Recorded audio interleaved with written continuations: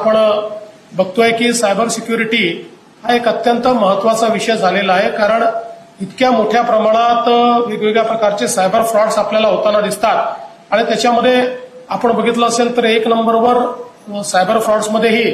जे काही आर्थिक गुन्हे आहेत ते एक नंबरवर आहेत. त्यानंतर मग थ्रेटनिंग वगैरे अशा प्रकारचे जे गुन्हे आहेत की ज्याच्यामध्ये खंडणी वसूल होते हे दुसऱ्या क्रमांकावर आहेत आणि लैंगिक गुन्हे हे तिसऱ्या क्रमांकावर आहेत. अशा 3 प्रकारचे गुन्हे आज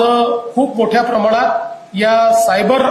व्यवस्थेचा लाभ घेऊन त्या ठिकाणी घेतले जातात आणि अशा गुन्ह्यांना तात्काळ त्या ठिकाणी पकडणं हे अत्यंत महत्वाचं आहे. मला असं वाटतं की विशेषतः मुंबई पोलिसांचं अभिनंदन केलं पाहिजे की आजच मला आता आयुक्तांनी सांगितलं की एका केसमध्ये 12 कोटी रुपये जे त्या ठिकाणी सायबर फ्रॉडमध्ये गेले होते त्यातले वेळेत काम करून जवळपास 11 कोटी 20 लाख रुपये हे मुंबई पोलिसांनी परत मिळवले, वाचवले आणि त्या व्यक्तीला मोठ्या फ्रॉडमधून त्या ठिकाणी वाचवलेलं आहे.